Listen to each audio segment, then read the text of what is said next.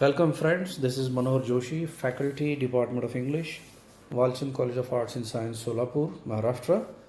I am doing a presentation on a poem written by Rabindranath Tagore. The title of the poem is Upagupta, and the poem has been taken from a compulsory English textbook titled Literary Quest, prescribed for BA and BSc third year of Punyashlok Ahilya Devi Holkar, Solapur University, Solapur, Maharashtra.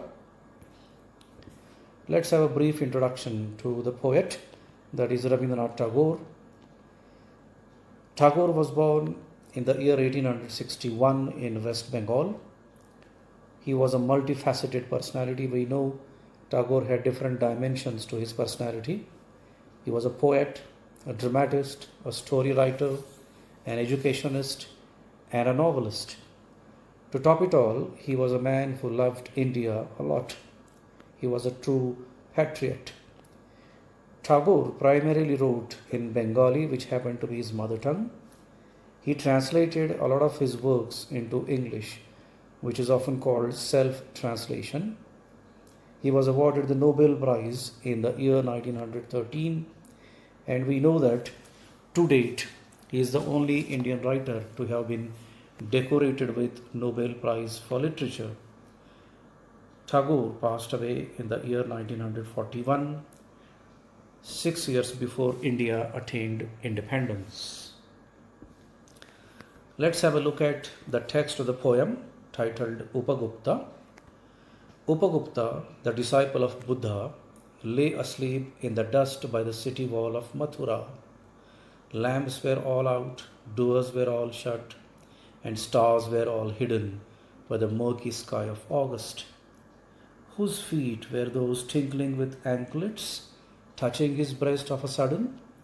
He woke up startled, and a light from a woman's lamp fell on his forgiving eyes. It was the dancing girl, starred with jewels, wearing a pale blue mantle, drunk with the wine of her youth. She lowered her lamp and saw the young face, austerely beautiful. "Forgive me, young ascetic," said the woman. "Graciously come to my house. The dusty earth is not fit bed for you." The young ascetic answered, "Woman, go on your way. When the time is ripe, I will come to you." Suddenly the black night showed its teeth in a flash of lightning. The storm growled from the corner of the sky, and the woman trembled in fear of some unknown danger. A year hasn't yet passed. It was evening of a day in April, in spring season. The branches of the wayside trees were full of blossom. Gay notes of a flute came floating in the warm spring air from afar. The citizens had gone to the woods for the festival of flowers. From the mid-sky gazed the full moon on the shadows of the silent town. The young ascetic was walking along the lonely street, while overhead the love-sick koels uttered from the mango branches their sleepless plaint. Upagupta passed through the city gates and stood at the base of the rampart. Was that a woman lying at his feet in the shadow of the mango grove? Struck with black pestilence, her body spotted with sores of smallpox, she had been hurriedly removed from the town to avoid her poisonous contagion. The ascetic sat by her side, took her head on his knees, and moistened her lips with water, and smeared her body with sandal balm. "Who are you, merciful one?" asked the woman. "The time at last has come to visit you, and I am here," replied the young ascetic. Dear friends, it's a very beautiful poem by Rabindranath Tagore, which actually narrates the story in the life of Upagupta, one of the disciples of Lord Buddha. Now, this poem, Upagupta, happens to be a free verse. By free verse, we mean that it is free of meter and rhyme scheme. However, it contains rhythm and different figures of speech used by the poet. It has a set of images and symbols as well. The present poem has two broad divisions. The first division has 23 lines, whereas the second has 27. The poem narrates a couple of events in the life of Upagupta. Now we will have a look at different themes handled by Rabindranath Tagore in this poem. The poem Upagupta deals with human values. The Buddhist principles of self-denial and kindness mark the poem. The poem also presents a conflict between earthly life and asceticism. It also deals with the temporariness of desire and permanence of grace and fellow feelings. So these are some of the thematic concerns that we see in this poem titled Upagupta. Let's have a look at the figures of speech, because the figures of speech play a very important role in concretizing the meaning expressed by the poet in a poem. And these are only the representative figures of speech selected from this poem. First of all, we have an interrogation, and the example can be seen: whose feet were those tinkling with anklets, touching his breast of a sudden? Second example of figure of speech happens to be a type of alliteration which is called consonance, and we know that consonance is a type of alliteration in which a consonant sound is repeated. We can go back to the line that we have just cited, and we can see that t sound is repeated in this particular interrogative line, and it can be seen in the words feet, tinkling, touching, and breast. Now there are certain instances of transferred epithet in this poem as well, and these are the examples. His forgiving eyes. We know that eyes cannot be forgiving. It is the mind of Upagupta that has this quality. The silent town. The town cannot be silent, but it is an indication that all the people having gone to the forest, making the town silent. The lonely street once again happens to be an example of transferred epithet.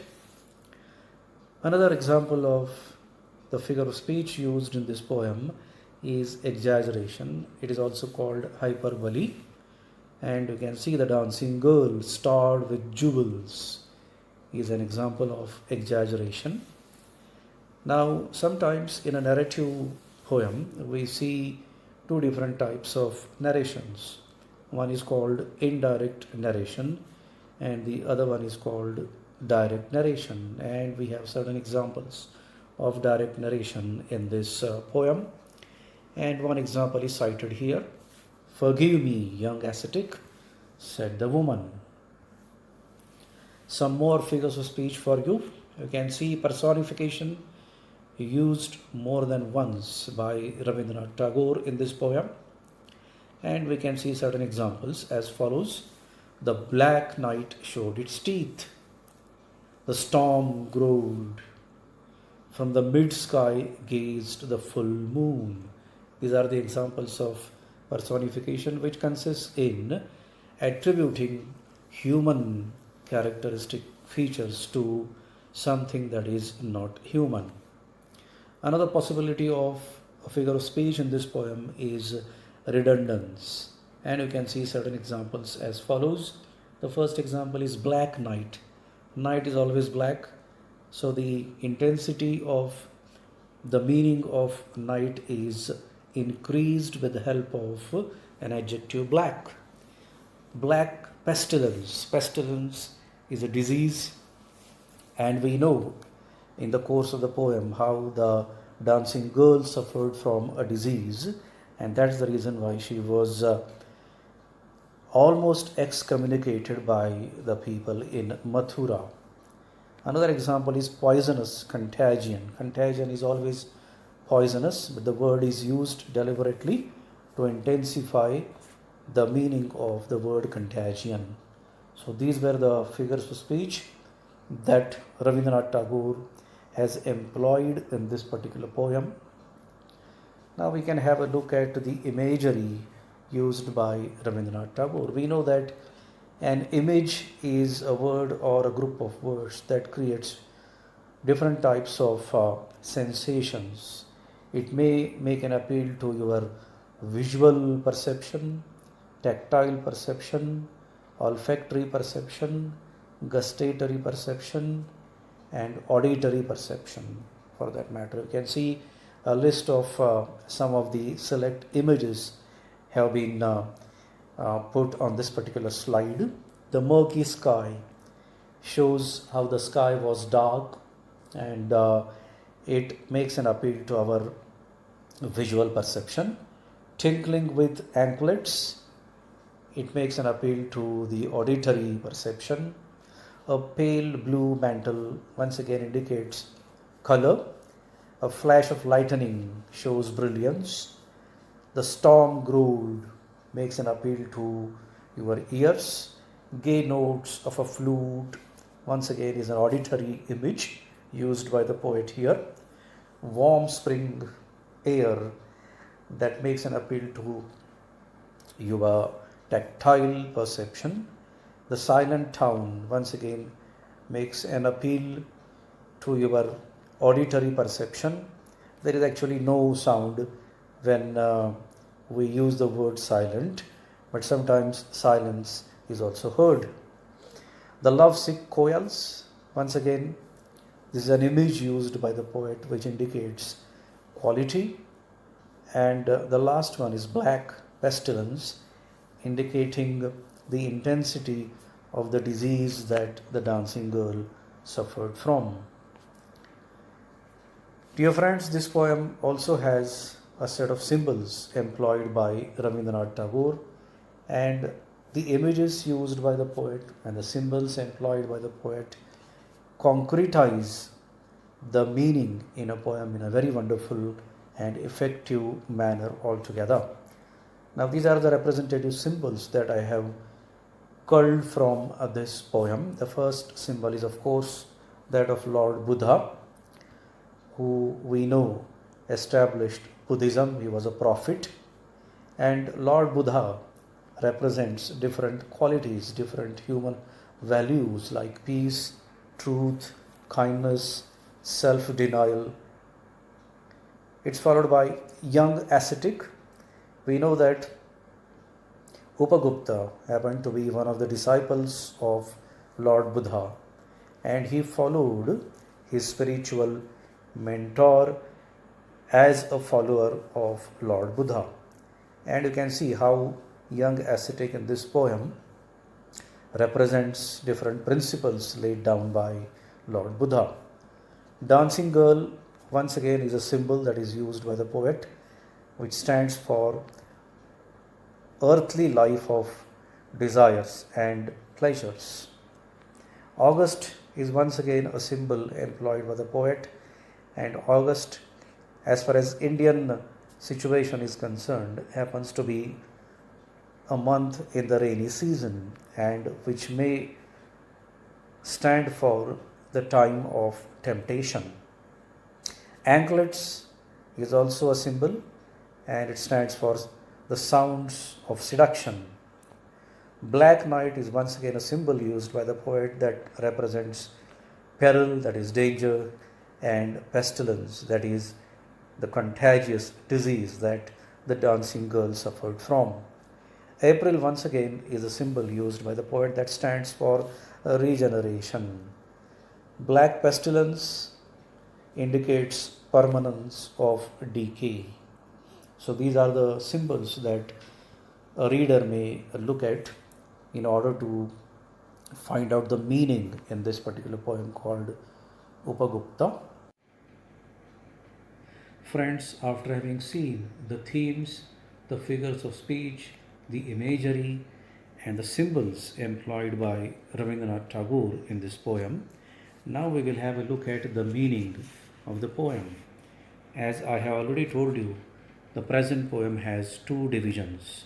The first division of the poem consists of an interaction between the young ascetic, that is Upagupta, and a dancing girl from Mathura. It also possesses the invitation given by the young dancing girl to Upagupta and the manner in which Upagupta humbly declined the invitation of the girl. The second division of the poem, on the other hand, takes us to a very different situation in the life of both the dancing girl and Upagupta. Rabindranath Tagore makes the beginning of the poem by referring to Upagupta as one of the disciples of Lord Buddha. We are shown that Upagupta was lying asleep in the dust by the city wall of Mathura. The lamps at that time were all out, the doors were all shut, and the stars were all hidden by the murky sky of August. We are told by the poet that it was rainy season, there were clouds in the sky, and even the stars in the sky were hidden by the clouds. So there was hardly any light around, and Upagupta was lying in the dust. Suddenly he heard the melodious sound of the anklets of a girl standing by his side. And Rabindranath Tagore describes this particular scene in a very wonderful manner, whose feet were those tinkling with anklets, touching his breast of a sudden. He woke up startled, and a light from a woman's lamp fell on his forgiving eyes. It was the dancing girl, starred with jewels, wearing a pale blue mantle, drunk with the wine of her youth. Now we are told by the poet that the dancing girl was very beautiful. She stood by the side of the ascetic who was lying in the dust. She saw the austerely beautiful face of the young ascetic, that is Upagupta, and she was tempted by the austere beauty of the young ascetic, and thus she gave an invitation to Upagupta. If you see the words of the poet and the interaction between the dancing girl and Upagupta, we come to know. "Forgive me, young ascetic," said the woman. "Graciously come to my house. The dusty earth is not fit bed for you." So the young dancing girl gave an invitation to Upagupta to come to her house and enjoy the earthly pleasures, as the earth, the dust, were not the fit place for him. The young ascetic answered, "Woman, go on your way. When the time is ripe, I will come to you." Now we are told by the poet that it was not an ordinary person, but an ascetic. Upagupta humbly declined the invitation given to him by the young dancing girl, and he promised that when the right time cropped up, he would be there to help her. And we can see the further description given by the poet. "Suddenly the black night showed its teeth in a flash of lightning. The storm growled from the corner of the sky, and the woman trembled in fear of some unknown danger." A kind of foreshadowing has been done by the poet here. The first division of the poem comes to an end with the promise given by the young ascetic, that is Upagupta, to the dancing girl, that he would turn up in her life at the right time. And this happens to be the conclusion of the first division in this poem. After having seen the meaning of the first division of this poem, now we come to the second division. The poet tells us that only a few months had passed by since the first interaction between the dancing girl and Upagupta, the young ascetic, took place. The second division begins in this particular way. A year has not yet passed. It was evening of a day in April, in spring season. So, in the second half of this poem, the temporal setting is April and it is spring season in this part of the world. And we know the atmosphere, the air during spring season is very pleasant and jocund. The poem further goes, the branches of the wayside trees were full of blossom. Gay notes of a flute came fluting in the warm spring air from afar. The citizens had gone to the woods for the festival of flowers. After having depicted the natural surroundings during this spring season, the poet tells us that all the citizens of Mathura had gone to the woods, to the forest, for celebration of the festival of flowers. However, there was an exception here that we have to look at, and we can turn back to the poem. From the mid sky gazed the full moon on the shadows of the silent town. The young ascetic was walking along the lonely street, while overhead the lovesick koels uttered from the mango branches their sleepless plaint. We are told by the poet that although all the citizens of Mathura had gone to the forest for festivities and celebrations, the young ascetic, that is Upagupta, was walking in the streets of Mathura. And here we will see the second interaction between Upagupta, the young ascetic, and the dancing girl. Upagupta passed through the city gates and stood at the base of the rampart. Was that a woman lying at his feet in the shadow of the mango grove? So Upagupta came across a woman who was lying in the dust just outside the ramparts of the city of Mathura. And the poem further goes, struck with black pestilence, her body spotted with sores of smallpox, she had been hurriedly removed from the town to avoid her poisonous contagion. Now we can see a very bitter fact of human life, how the young and beautiful dancing girl was excommunicated by all the people of Mathura only because she had caught the black pestilence, that is, a contagious disease called smallpox. So the world had turned her out of its life and she was lying in the dust high and dry. And the poem further goes, the ascetic sat by her side, took her head on his knees, and moistened her lips with water and smeared her body with sandal balm.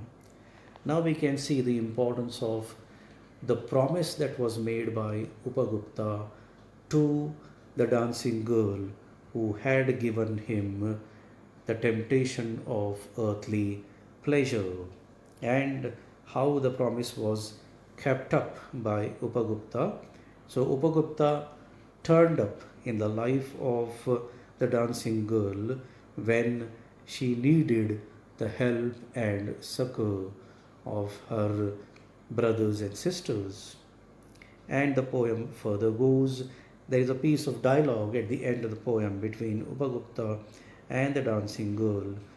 Who are you, merciful one? Asked the woman. And you can see how Upagupta gave a reply to the dancing girl. And he said, the time at last has come to visit you, and I am here, replied the young ascetic. So the young ascetic, that is Upagupta, had declined the invitation given by the young and beautiful dancing girl of Mathura, but he had made a promise that he would help her in her times of distress, and he kept his promise, and he went to the rescue of the dancing girl when the entire world had left her high and dry. Upagupta ran to the rescue of the sick and ailing dancing girl, and he moistened the lips, satisfied her thirst, and he balmed her sick body with sandal ointment. Friends, after having seen the meaning of the poem, we come to the conclusion part. We see that Upagupta by Rabindranath Tagore conveys a message that the earthly pleasures are short lived and temporary, and on the other hand, the human values like kindness, fellow feeling, compassion, and benevolence are permanent. The poem also shows two different ways of life. Number one, the ascetic, that is represented by Upagupta, the disciple of Lord Buddha, and number two, the earthly, which is represented by the dancing girl in this poem. Thank you, friends. You can have my contact details as they are furnished on this slide. Thanks again and goodbye.